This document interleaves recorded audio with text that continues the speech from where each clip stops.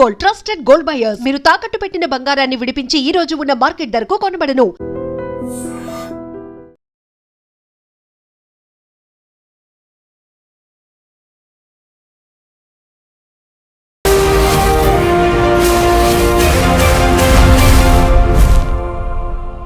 నమస్తే, welcome to iDream social spotlight with Kavitha.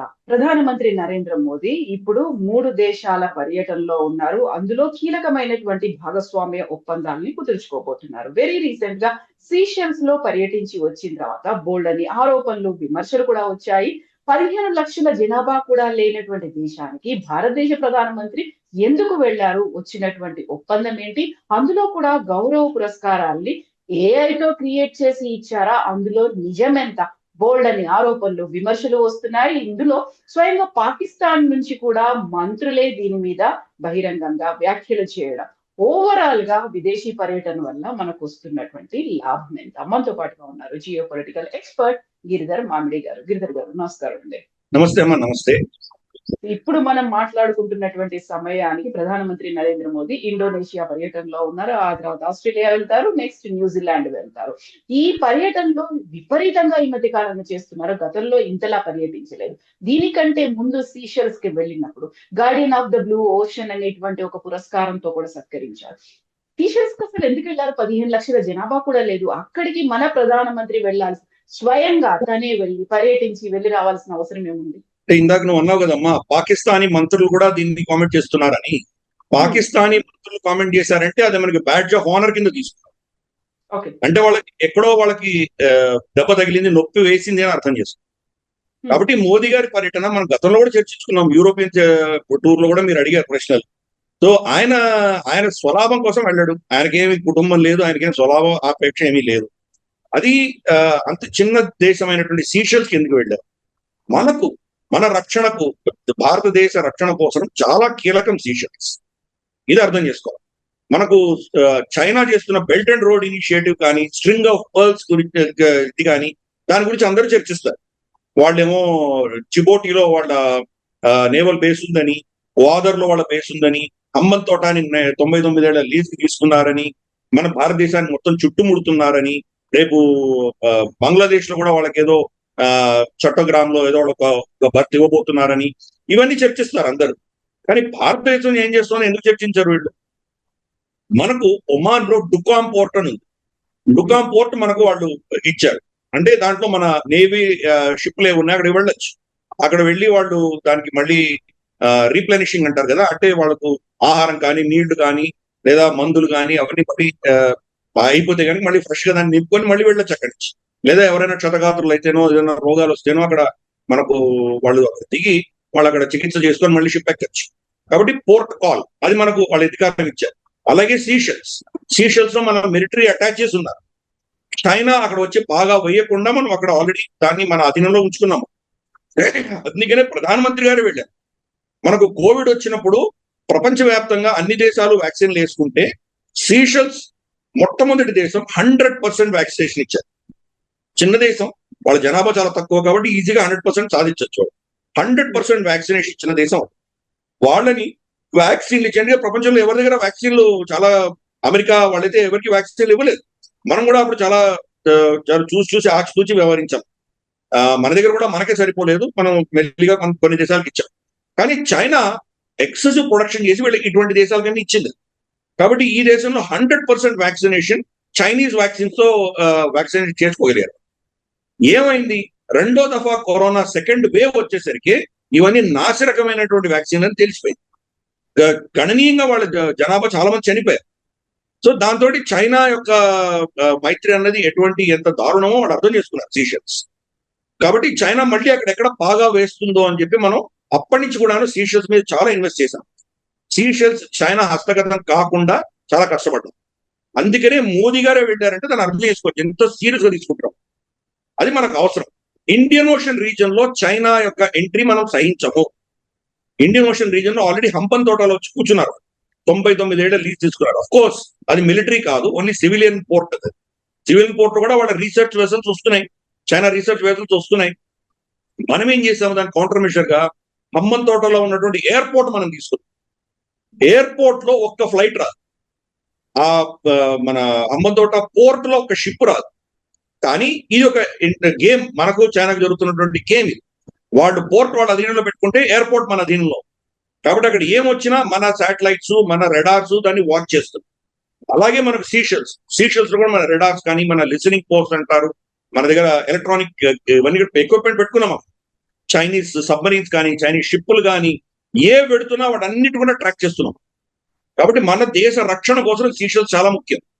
So వాళ్ళకి ఏదో కొన్ని ఇచ్చాం మనం, ఏదో ఒక బోట్ ఇచ్చాము, ఫాస్ట్ పెట్రోల్ బోట్ ఒకటి ఇచ్చాము, అలాగే కొన్ని అంబులెన్స్లు ఇచ్చాము, ఏవో కొన్ని మల్టీ యూటిలిటీ ట్రక్ లాంటివి ఇచ్చాము వాళ్ళకు. ఇది ఇన్వెస్ట్మెంట్ కింద భావించాం. దాని ప్రతిఫలంగా ఈ రోజు సీషెల్స్ మన అధీనంలో ఉంది. అలాగే మనం మొరిషియస్ తోటి మన మైత్రి ఎంత కలిసి వచ్చిందో చూద్దాం. అక్కడ మొరిషియస్ లో ఒక చిన్న దీవి ఉంది, దాని పేరు అగలిగా. అగలిగా అన్న దీవి ఒక రన్వే ఉంది. ఆ రన్వే మినహాయిస్తూ ఒక 10-15 ఇండ్లు ఉంటాయి లోకల్ ఫిషర్మెన్. అక్కడ ఉన్నటువంటి ఆ దీవిలో ఉన్నటువంటి ఎవరైతే పౌరులు ఉన్నారో వాళ్ళు చాలా తక్కువ మంది ఉంటారు. మిగతా ఆ దీవి అంతా కూడా భారత అధీనంలో ఉంది. మనం ఏం చేసాం, అక్కడ బోయింగ్ P-8I అని చెప్పి మన దగ్గర ఎయిర్ క్రాఫ్ట్స్ ఉన్నాయి. ఇవి మొత్తం Indian Ocean, Arabian Sea, Bay of Bengal లో గస్తీలు తిరుగుతుంటాయి. ఈ ప్రాంతంలో ఎవరి సబ్మరీన్ ఉన్నా సబ్మరీన్ అది పసిగట్టాలి, ఆ కెపాసిటీ ఉన్నది మనం పంపిస్తున్నాం. మనకు చైనాది సరే పాకిస్తాన్ రీసెంట్ గా అంగోర్ క్లాస్ సబ్మరీన్స్ చైనా దగ్గర నుంచి తెచ్చుకుంది. వాళ్ళ సబ్మరీన్స్ కావచ్చు, అమెరికన్ సబ్మరీన్స్ కావచ్చు, ఎవరి సబ్మరీన్స్ ఇండియన్ ఓషన్ రీజన్ లో, అంటే Indian Ocean, Arabian Sea, Bay of Bengal లో గస్తీ తిరుగుతున్నాయో వాటిని పసిగట్టగలిగినటువంటి టెక్నాలజీ ఉన్న ఎయిర్ క్రాఫ్ట్ మనం ఈరోజు మొరిషియస్ లో పెట్టాం. అలాగే ఇందాక నేను హంబంతోట ఎయిర్పోర్ట్ గురించి చెప్పాను. అలాగే కొలంబో పోర్ట్ సగం కొలంబో పోర్ట్ ని చైనాకు హస్తగతం చేసింది అప్పటి రాజపక్ష ప్రభుత్వం. మళ్ళీ విక్రమసింగ వచ్చిన తర్వాత దాని పక్కనే ఇంకొక 2 ప్లేయర్స్ మనకిచ్చారు. అదాని వెళ్ళి అక్కడ మనం కూర్చున్నాం. కాబట్టి చైనా అక్కడ వాళ్ళు ఏం చేసినా దాన్ని వాచ్ చేయడానికి, అబ్జర్వ్ చేయడానికి పక్కనే మనం కూడా వెళ్ళి కూర్చున్నాము. గ్వాదర్ పోర్ట్ లో వాళ్ళు పాకిస్తాన్ లో తిష్ట వేస్తే పక్కనే మనం చాబహార్ లో మనం తిష్ట వేసాం. కాబట్టి చైనాకు ధీటుగా మొత్తం ఈ ప్రాంతం అంతా మనం స్ప్రెడ్ అవుతుంది. అందుకనే మోదీ గారి పర్యటన ఆ దృష్టితో చూడాలి. ఇండోనేషియాకి ఎందుకు పెడుతున్నాం? ఈ రోజు స్ట్రేట్ ఆఫ్ హార్మోజ్ గురించి అందరూ మాట్లాడుతున్నారు. స్ట్రేట్ ఆఫ్ హార్మోజ్ లో ఒమాను, ఇరాన్ కలిస్తే కనుక కూడా మొత్తం 20-30% ప్రపంచంలో వస్తున్నటువంటి చమురు అంతా వాడు కంట్రోల్ చేయొచ్చు. అంతకంటే పెద్ద దారుణమైన అస్త్రం మన పెద్ద అస్త్రం మన దగ్గర ఉంది. మలక్కా స్ట్రేట్ లోంచే వెళ్ళాలి చైనా. వాళ్ళ 80% వాణిజ్యం ఇక్కడి నుంచే వెళుతుంది. అంటే వాళ్ళకు ఆఫ్రికా నుంచి వనరులు తీసుకువెళ్లాలన్నా, లేదా మనకు ఈ గల్ఫ్ నుంచి వాళ్ళు ఇంధనం తీసుకెళ్లాలన్నా, లేదా వాళ్ళ ఫినిష్డ్ ప్రొడక్ట్స్ ని ఆఫ్రికా, వెస్ట్ ఏషియా, యూరప్, భారతదేశానికి అమ్మాలన్నా ఈ స్ట్రేట్ ఆఫ్ మలక్కా నుంచే వెళ్ళాలి. స్ట్రేట్ ఆఫ్ మలక్కా నుంచి వెళ్తే కనుక మొట్టమొదటి వచ్చే దీవులు ఏంటి? మన నికోబార్ ఐలాండ్స్ వస్తుంది. నికోబార్ ఐలాండ్స్ చివర ఉన్నటువంటి మన ఇందిరా పాయింట్ నుంచి వెళ్ళాలి. ఇందిరా పాయింట్ దగ్గరే మనం ఇప్పుడు గ్రేట్ నికోబార్ ప్రాజెక్ట్ కట్టబోతున్నాం. అందుకనే మనం చూసాం కదా, కమ్యూనిస్ట్ పార్టీ ఆఫ్ చైనా తోటి MOU రాసుకున్నటువంటి మన దేశంలో ఉన్నటువంటి పార్టీ అర్జెంట్ గా అక్కడికి వెళ్ళి ధర్నాలు ఎందుకు చేశారు? ఎందుకంటే చైనాకు వత్తాసు పలకడానికి. ఇది అర్థం చేసుకోవాలి. రెండవది, ఈ రోజు ఇండోనేషియా ఎగ్జాక్ట్ గా దానికి ఆవలి వైపు ఉన్నట్టు మనకు ఇండోనేషియాకి తీరంలో, అంటే మనకు ల్యాండ్ బేస్డ్ బార్డర్ లేదు కానీ సముద్రం బేస్డ్ మన బార్డర్స్ ఉన్నాయి. ఇద్దరు మనం నైబర్సే. కాబట్టి ఆవలి పక్కన అంటే 100 కిలోమీటర్ల దూరంలో అచే ప్రావిన్స్ వస్తుంది, ఇండోనేషియా అచే ప్రావిన్స్. అచే ప్రావిన్స్ లో కూడా ఉత్తర భాగంలో ఉన్నటువంటి వాళ్ళకున్నటువంటి పోర్ట్ పేరు సబంగ్ పోర్ట్ అంటారు. ఆ సబంగ్ పోర్ట్ మేనేజ్మెంట్ కూడా భారతదేశం అధీనంలో. అంటే మనం ద్వారపాలకులలో కూర్చొని ఉన్నాం. రేపు మనకు చైనా ఏదైనా పిచ్చి పని చేసిందంటే, హిమాలయాల్లో కబ్జా చేసుకోవడమో, అరుణాచల్ ప్రదేశ్ లో చొరబాటు చేయడమో, ఇటువంటి ఏమైనా చేసిందంటే వాళ్ళని ఇక్కడ మనం ఆపేయగలము. ఆ కెపాసిటీ మనం బిల్డ్ చేసుకుంటున్నాం. మనం ఒక్కరమే కాదు, ఇండోనేషియాతో కలిసి వెళ్ళబోతుంది. ఈ రోజు ఇండోనేషియాకి సెక్యూరిటీ మనం ప్రొవైడ్ చేస్తున్నాం, వాళ్ళకి బ్రహ్మోస్ ఇస్తున్నాము, ఇంకా చాలా అస్త్రాలు ఇస్తున్నాము, టెక్నాలజీ ఇస్తున్నాము, కో ప్రొడక్షన్ ఇస్తున్నాం. దాంతో రేపు చైనాను కట్టుదిట్టం చేయాలంటే, ఈ రోజు ఎలాగైతే ఇరాన్ స్టేట్ ఆఫ్ హార్మోజ్ ని అస్త్రంగా వాడి అమెరికా తల వంచగలిగిందో, అలా చైనా తలను వంచాలంటే మన దగ్గర అటువంటి పెద్ద అస్త్రం మన దగ్గర ఉన్నది. అందుకనే చైనా ఈ మలక్కా డైలమా అన్న దాని మీద వాళ్ళు చాలా భయపడతారు. భారతదేశం ఎప్పుడైనా దీన్ని ఏమైనా చేయగలరని చెప్పి మన డిఫెన్స్ బడ్జెట్ అంతా కూడా హిమాలయాల్లో ఖర్చు పెట్టేలాగు ప్రతి సంవత్సరం 2 సంవత్సరాలకు ఒకసారి వచ్చి అక్కడ ఏదో గొడవ చేస్తుంటారు. మన డిఫెన్స్ బడ్జెట్ లో అంతా కూడా 50% మనం ఆర్మీకి ఇస్తున్నాం. తర్వాత దాంట్లో ఒక 25-30% మనం ఎయిర్ ఫోర్స్ ఇస్తున్నాం. ఒక 10-20% మాత్రమే నేవీకి ఇస్తున్నాము. అది చైనాకు కావాలి. ఎందుకు? మన ఖర్చు అంతా అక్కడ పెట్టామంటే మలక్కా స్ట్రేట్ లో వాళ్ళని ఆపేయగలిగే శక్తి మనం పెంచుకోకూడదు అనేది చైనా యొక్క అభిప్రాయం. అందుకని రాహుల్ గాంధీని అక్కడ పంపించింది. ఇది అర్థం చేసుకోవాలి. కానీ ఇప్పుడు మనం గత 10 ఏళ్లుగా ఈ నెరేటివ్ మార్చాము. నేవీ మీద ఫోకస్ పెట్టాం. గత ప్రభుత్వాలు యూపీఏ హయాంలో ఉన్నప్పుడు మన నేవీని బ్రౌన్ వాటర్ నేవీ అని పిలిచేవాడు. మన సరిహద్దులు కాపాడడానికి మాత్రమే మన దగ్గర శక్తి ఉండేది. ఈ రోజు బ్లూ వాటర్ నేవీగా పెడుతున్నాం. అంటే మొత్తం ఇండియన్ ఓషన్, అరేబియన్ సీ, ఈ ప్రాంతం అంతా గస్తీలు తిరుగుతున్నాము. మనకు హౌతీల దగ్గర నుంచి ప్రాణ నష్టం, దెబ్బలు తగినటువంటి షిప్పులు కావచ్చు, సొమాలి పైరట్స్ వల్ల బెడదలో చిక్కుకున్నటువంటి షిప్పులు కావచ్చు, మనం రెస్క్యూ చేస్తున్నాం. చైనా పక్కనే జిబౌటీలో ఉండి కూడా వాడు ఏం చేయలేకపోయారు. చైనీస్ షిప్పులు, పాకిస్తానీ షిప్పులు, యూరోపియన్ షిప్పులు ఇవన్నీ మనం రెస్క్యూ చేశాం. మన 10 షిప్పులు గస్తీ తిరుగుతున్నాయి. ఈ ఇరాన్ యుద్ధం జరుగుతున్నప్పుడు కూడా వాళ్ళ యుఎస్ఎస్ అబ్రహాం లింకన్ అరేబియన్ సీలో కూర్చుంది. చాలా దూరం, ఇరాన్ చాలా దూరంగా కూర్చున్నారు. కానీ ఈవెన్ గల్ఫ్ ఆఫ్ ఒమాన్ లో వెళ్ళి మన షిప్పులని సురక్షితంగా బయటికి తీసుకొచ్చే మన యుద్ధపు షిప్పులు ఏవైతే ఉన్నాయో నావికలు నేవీ వెళ్ళారు. అక్కడ మనం వెళ్ళాం. సో ఈ రోజు ఈ ప్రాంతం అంతా మనం ఎక్స్పాండ్ అవ్వగలిగాం. గతంలో 3 సంవత్సరాలకు 4 సంవత్సరాలకు ఒక షిప్ వచ్చేది. అది కూడా మనం రష్యా నుంచి తెచ్చుకునేవాడు. లాస్ట్ షిప్ రష్యా నుంచి వచ్చింది 2 సంవత్సరాలు అయింది. ఐఎన్ఎస్ తమాల్ అని ఎప్పుడో ఆర్డర్ ఇచ్చింది. ఫైనల్ షిప్ వచ్చింది. ఈ రోజు including air craft carrier negative list ఉన్నాయి. వేరే దేశాల నుంచి మనం కొనము, ఇంక్లూడింగ్ ఎయిర్ క్రాఫ్ట్ క్యారియర్ అన్ని మన దేశంలో తయారు చేసుకుంటాం. గత సంవత్సరంలో 2025-2026 లో 33 షిప్పులు మనం తయారు చేసుకోగలిగాం. మన దేశం 33 షిప్పులు లాంచ్ చేయగలిగాం. ప్లస్ అంటే ఇంక్లూడింగ్ సబ్మరీన్స్ కావచ్చు, ఫాస్ట్ ట్రాక్ పోర్ట్స్ కావచ్చు, కార్వెట్స్, డిస్ట్రాయర్స్ ఇవన్నీ కలిపితే రమారమి 32-33 మనం లాంచ్ చేసుకోగలిగాం. మొట్టమొదటిసారి మనకు న్యూక్లియర్ ట్రయేడ్ అంటాం. 4 షిప్పులు మనకు ఐఎన్ఎస్ అరిహంత్, అరిఘాత్, అరిదమన్, తర్వాత 3 ఆల్రెడీ ఆపరేషన్ ఉన్నాయి. అది సూదన్ ఇప్పుడు ఫైనల్ ట్రయల్స్ లో ఉంది. ఈ 4 షిప్పుల్లో మనకు ఒక క్షణంలో ఫైర్ చేయగలిగినటువంటి nuclear weapons, ready to fire nuclear weapons పెట్టుకొని రెడీ కూర్చున్నాం.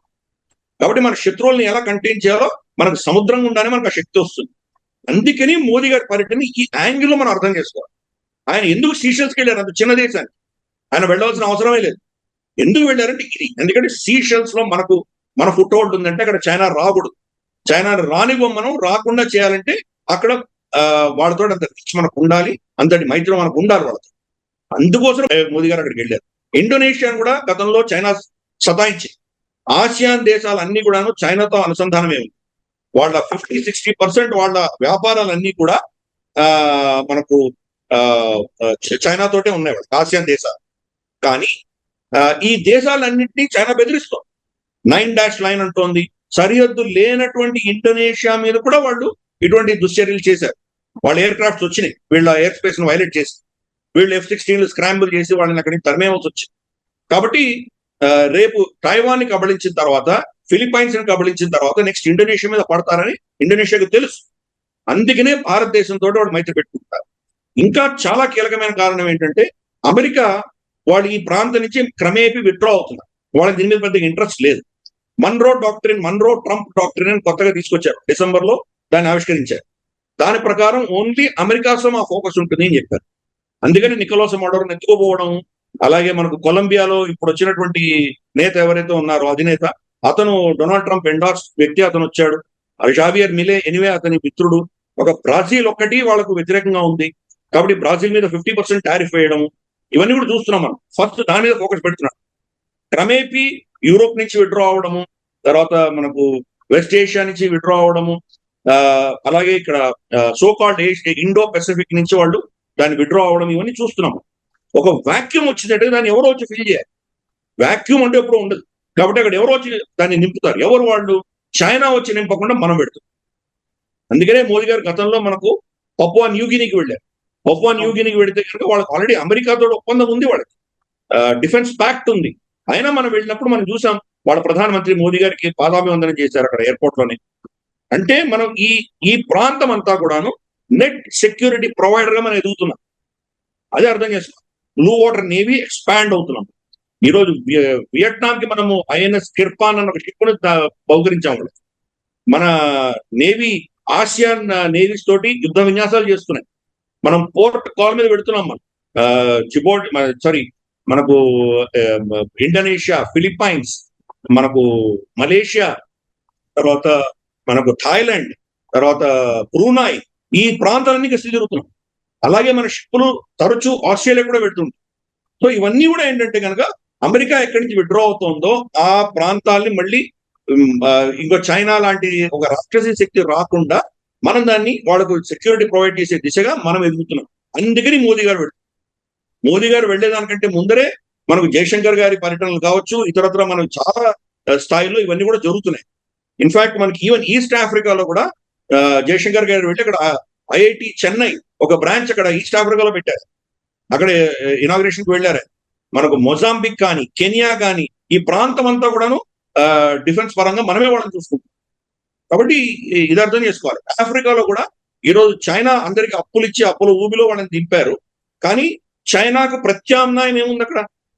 యూరోప్ లేదు. యూరోప్ విత్డ్రా అయిపోయింది. ఈరోజు భారతదేశం ఉంది.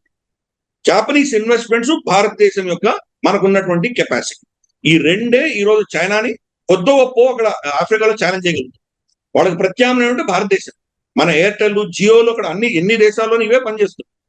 కాబట్టి మనం అలాగే టాటాస్, తర్వాత అశోక్ లేలాండ్, మన మహీంద్రాసు, ఈ వెహికల్స్ అక్కడ ఎక్కువ తిరుగుతుంటాయి. బజాజ్ స్కూటర్లు తిరుగుతాయి, మన బైక్లన్నీ తిరుగుతాయి. అలాగే డిఫెన్స్ కోఆపరేషన్ చేసుకుంటాం వాళ్ళతో. సో మన చుట్టుపక్కల, మన ఇమ్మీడియట్ నైబర్హుడ్, భారత భూఖండంలో ఉన్న దేశాలే కాకుండా మన నెక్స్ట్ లెవెల్లో ఉన్నటువంటి దేశాలన్నిటినీ కూడా మన ఇన్ఫ్లుయెన్సే మనం పెట్టుకునే దిశగా మనం గత 10 ఏళ్లుగా ప్రయత్నం చేస్తున్నాము. దానిలో భాగంగానే మోదీ గారి పర్యటన కూడా మనం చూడాలి. అయితే ఇప్పుడు మనం విదేశానికి మన దగ్గర ఉత్పత్తి అవుతున్నాయా, లేకుంటే మనం మేక్ ఇన్ ఇండియా చేసినటువంటి ప్రొడక్ట్స్ అన్నింటినీ అక్కడికి ఇస్తున్నప్పుడు సరికొత్తగా రఫేల్ కి సంబంధించి మరొక ఇష్యూ ఎందుకు వస్తుంది? గతంలోనే 104 రఫేల్ యుద్ధ విమానాల్ని మనం కొనుగోలు చేస్తున్నాం అనుకున్నప్పుడు అది 104 కాదు, 204 అనేది.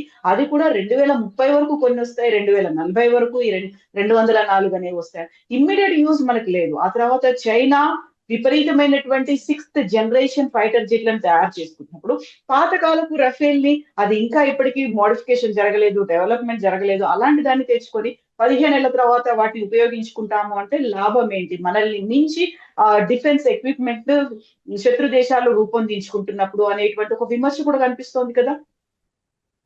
ఫస్ట్ మనం డిఫెన్స్ టెక్నాలజీస్ అర్థం చేసుకున్నప్పుడు ఈ డిస్కషన్, ఈ ప్రశ్న పుట్టింది. చైనా దగ్గర 5th జనరేషన్ ఫైటర్స్ ఉన్నాయని వాడు చెప్పుకుంటారు. 5th జనరేషన్ ఫైటర్స్ ప్రపంచంలోనే పెద్దగా దాని యొక్క గుణం ఏంటో మనం చూడలేదు.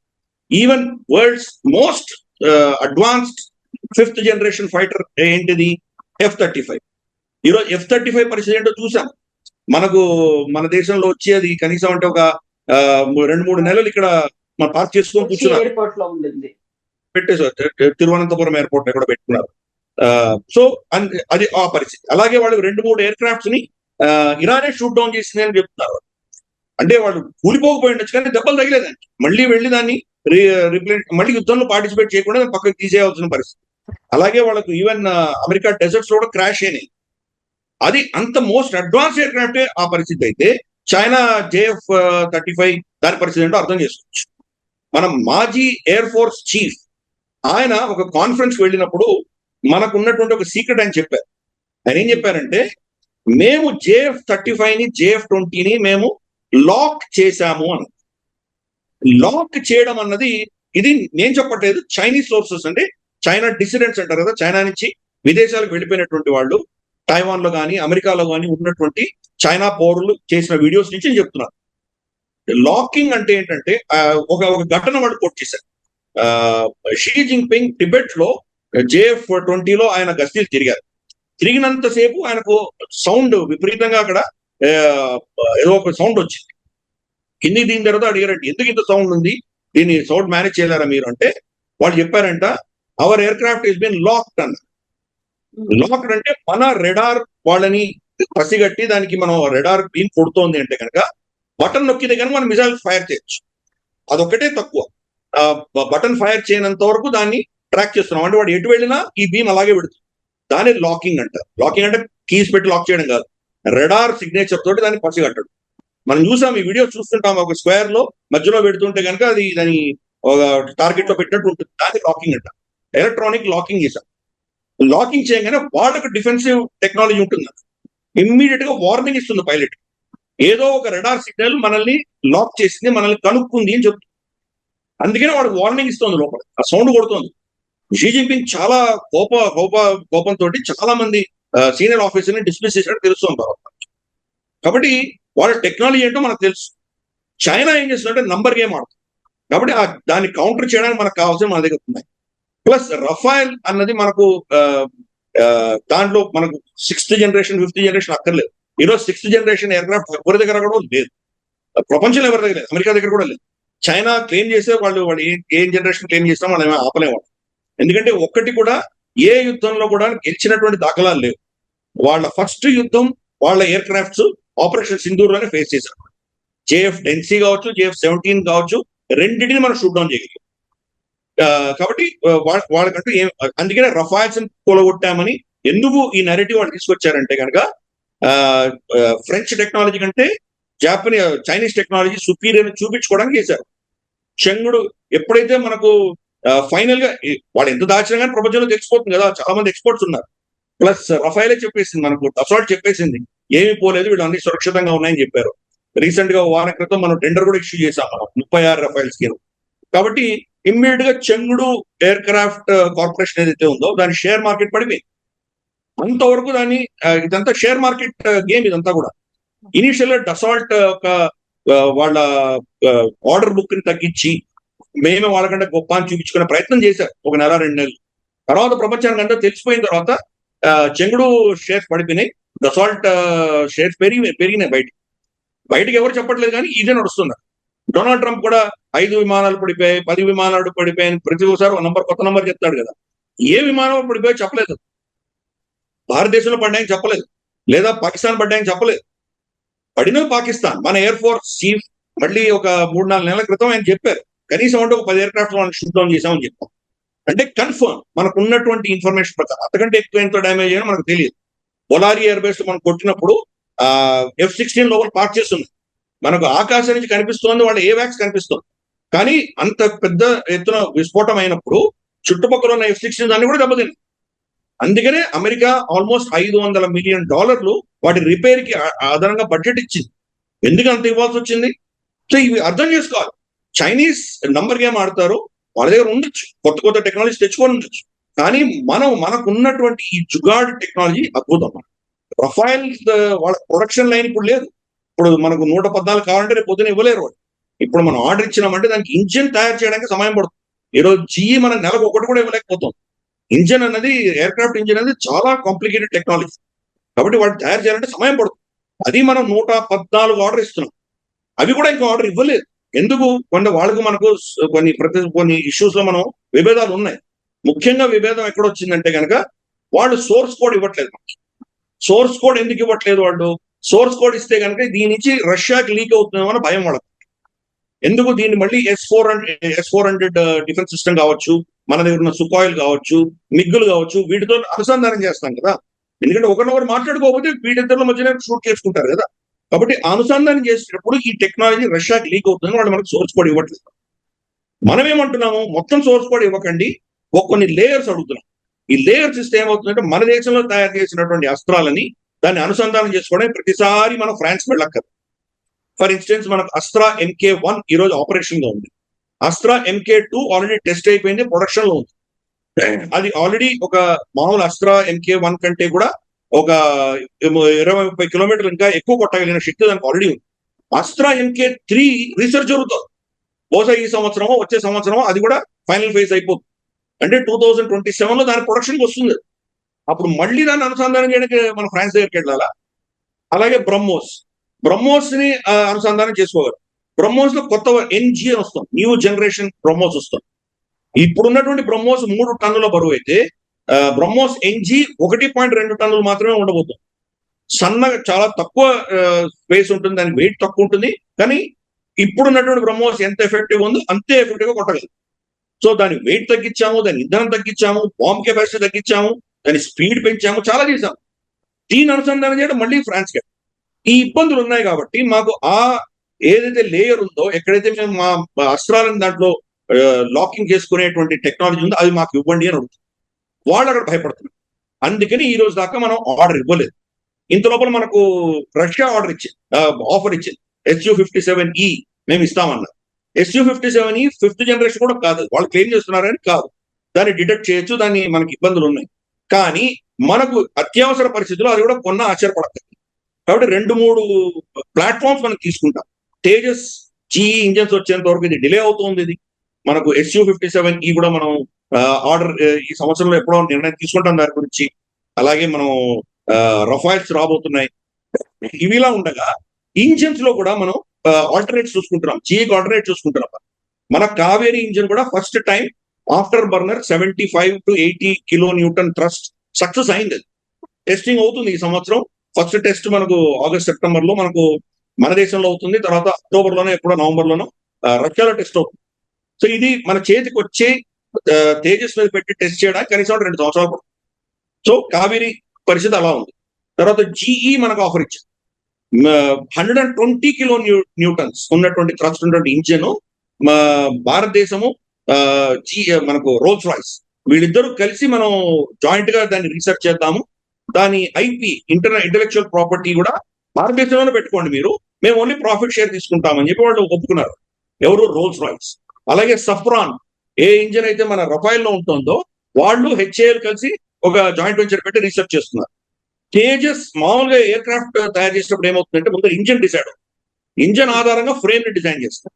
ఎందుకంటే ఇంజిన్ వెయిట్, దాని థ్రస్ట్, దాని కెపాసిటీ, దాని సైజు, దీని ఆధారంగా ఫ్రేమ్ డిజైన్, ఏరోడైనమిక్స్ అంతా దాని మీద ఆధారం పడి ఉంటుంది. ఫస్ట్ టైం మన సఫ్రాన్కి ఏం చెప్పామంటే మా దగ్గర ఆల్రెడీ ఫ్రేమ్ ఉంది, తేజస్ ఫ్రేమ్, దీంట్లో పట్టేటువంటి ఇంజన్ తయారు చేయని చెప్పాము. అసలు ఇంజనీరింగ్ లో చాలా ఎప్పుడు జరగనటువంటి ఇంజనీరింగ్ మనం చేస్తున్నాం. అది ఈరోజు సఫ్రాను HAL కలిసి చేస్తున్నాం. కాబట్టి ఇంత జరుగుతుంది వెనక. రాబోయే 5 సంవత్సరాలలో ఇంజన్ టెక్నాలజీలో మనకు ఒక విధమైనటువంటి స్టెబిలిటీ రాబోతుంది. కాబట్టి ఈ రఫైల్స్, ఈ కొత్త కొత్త మెషిన్స్ అన్ని రావడం వల్ల మనకు వాళ్ళేదో 5th జనరేషన్ 6th జనరేషన్ అనుకోనక్కర్లేదు. నంబర్ గేమ్ ఎప్పుడు కూడాను ఒక విధమైనటువంటి చాలా కీలకమైనటువంటి పాత్ర పోషిస్తాయి. ప్లస్ చైనాకున్న మేజర్ మేజర్ మేజర్ డిసడ్వాంటేజ్ ఏంటంటే టిబెట్ నుంచి మనం యుద్ధం చేయాలి. టిబెట్ అన్నది ప్రపంచంలో highest roof of the world, దానికి పేరు కూడా ఉంది. 14-15 వేల అడుగుల ఎత్తులో ఉంటుంది ఆ ఏరియా అంతా.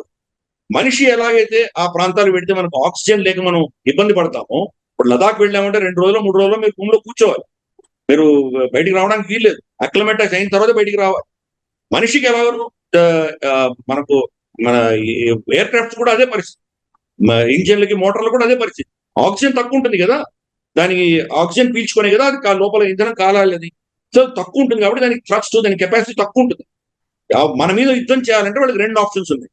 దూరంగా వచ్చి ఢిల్లీ దాకా వచ్చి కొట్టాలంటే దానికి పెట్రోల్ ఎక్కువ పెట్టుకోవాలి, ఏవియేషన్ ఫ్యూయల్ ఎక్కువ పెట్టాలి, అప్పుడు అస్త్రాలు తక్కువ పెట్టుకోవాలి, 1-2 అస్త్రాలు పెట్టుకుని రా.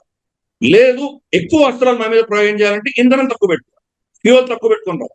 సో ఫుల్ ఫ్యూయల్ తోటి, ఫుల్ మెషిన్ తోటి, మిసైల్స్ తోటి రాలేదు చైనా. వాళ్ళకి ఆ ప్రాబ్లం ఉంది. మన ఎయిర్ క్రాఫ్ట్స్ అన్ని కూడా కింద ఉన్నాయి, కాదంపూరు, తర్వాత మనకు పఠాన్కోట్, తర్వాత మనకు అంబాలా, ఇవన్నీ కూడా ప్లేన్స్ లో ఉన్నాయి. మనకి హ్యాపీగా ఫుల్ ఎనర్జీ, జమ్మూ, ఇవన్నీ కూడా ఫుల్ కెపాసిటీ మనం టేక్ ఆఫ్ చేయొచ్చు. ఈవెన్ శ్రీనగర్ కూడా వ్యాలీ, 2 కొండల మధ్యలో ఉన్నటువంటి వ్యాలీ, ఇక్కడ నుంచి కూడా టేక్ ఆఫ్ అవ్వచ్చు. ఒక లదాఖ్ లోనే మనం ఎత్తులో ఉన్నాం. మిగతా అన్ని కూడా మనకు చాలా అడ్వాంటేజ్. ఇవన్నీ కూడా అర్థం చేసుకోవాలి. అందుకని మనం నేను ఇంత ఎందుకు ఎక్స్ప్లెనేషన్ ఇచ్చానంటే, చాలా ఈజీగా స్టేట్మెంట్ ఇచ్చేవాళ్ళు ఉంటారు, లేదో చైనా చాలా అడ్వాన్స్ అయిపోయింది, మనం ఎందుకు పనికిరామంటున్నారు. ఈరోజు చైనీస్ ఇంజన్ టెక్నాలజీ ఎక్కడ దరిదాపుల్లో లేదు. ఇప్పుడు కూడా వాళ్ళు రష్యన్ ఇంజిన్స్ వాడుకుంటారు. ఈవెన్ JF-10C, JF-17 పాకిస్తాన్ కి ఇచ్చినటువంటి ఎయిర్ క్రాఫ్ట్స్ లో కూడా చైనీస్ ఇంజన్స్ వాడడానికి పాకిస్తాన్ సిద్ధంగా లేదు, రష్యన్ ఇంజన్స్ వాళ్ళు వాడుకుంటారు. సో అర్థం చేసుకోవాలి. కాబట్టి ఈ యొక్క ఎమర్జింగ్ సిచ్యుయేషన్ లో ఈ టెక్నాలజీని విస్మరించలేము. కానీ దీనికి అతీతంగా కొత్త టెక్నాలజీస్ ఏవైతే వస్తున్నాయో, మనకు డ్రోన్ టెక్నాలజీ అంటావో, అన్మాన్డ్ వెహికల్ టెక్నాలజీ వస్తున్నాయో, దాంట్లో కూడా మనం తీసుకోవట్లేదు. మన దగ్గర ఘాతక్ ఎయిర్ క్రాఫ్ట్స్ ఉన్నాయి, మనకు UAVs ఉన్నాయి ఘాతక్. మనకు వీళ్ళది బైరాట్కర్, ఎలా టర్కీది ఏదో బైరాట్కర్ ఉందో అటువంటిది, అంతకంటే చాలా అద్భుతమైనటువంటిది. One of the most fastest unmanned vehicle మన దగ్గర ఘాతక్ ఉంది. ఘాతక్ లో ఈరోజు కావేరీ ఇంజిన్ పెడుతున్నాం, కంప్లీట్ ఇండిజినస్ టెక్నాలజీ. కాబట్టి మనకు మన గల్వాన్ ఘటన కంటే ముందర మన దగ్గర డ్రోన్స్ లేవు. 5 ఏళ్లలో ఈ రోజు ఒక పెద్ద మన డ్రోన్ టెక్నాలజీలో ఒక మంచి పవర్ గా ఎదిగాం మనం. అన్ని కూడా ఈ అద్భుతాలన్నీ మన చిన్న చిన్న పిల్లలు చేస్తున్నారు. స్టార్ట్అప్ జెన్సీ, ఎవరైతే కాక్రోచ్ జనతా పార్టీలు, రాహుల్ గాంధీ ఏదైతే అంటారో జెన్సీలు వచ్చి వీధుల్లో పడి ప్రభుత్వాన్ని తీసామంటారో వాళ్ళు తీసుకొస్తున్నారు ఈ అద్భుతాలు, వాళ్ళు సృష్టిస్తున్నారు. మనకు బెంగళూరులో, హైదరాబాద్ లో, చెన్నైలో, పూణేలో ఇక్కడంతా కూడా వాళ్ళ స్టార్ట్అప్ కంపెనీలు అద్భుతాలు సృష్టిస్తున్నాయి.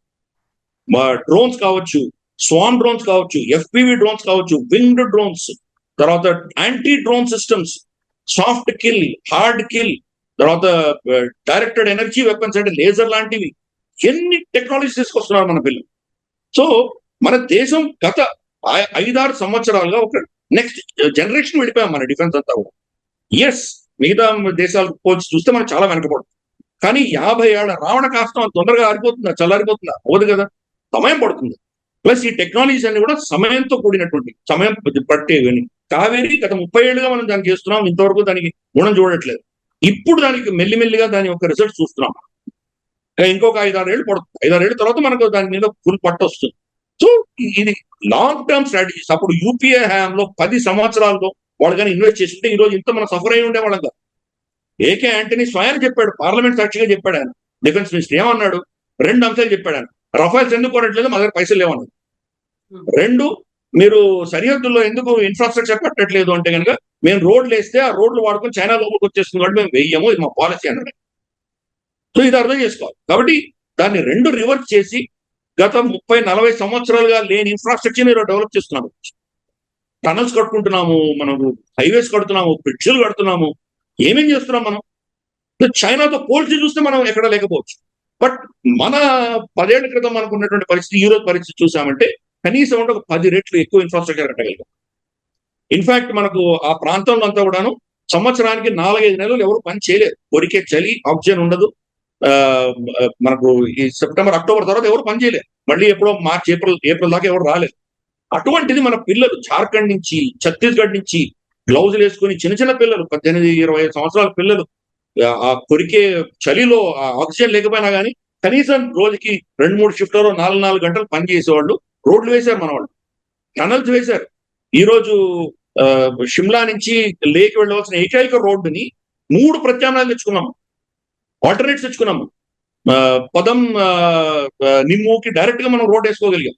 చైనీస్ మిసైల్స్ ఏవి దాన్ని ఏం అబ్జెక్ట్ చేయలేదు, దానికి ఏమి ప్రాబ్లం లేకుండా మనం అంత దూరంగా పెట్టుకోగలిగాం. ఈ ఇన్ఫ్రాస్ట్రక్చర్ అన్ని ఎందుకు డెవలప్ చేసుకున్నాము? చైనాని ఎదుర్కోవాలంటే. గతంలో చేయను అని చేశాం.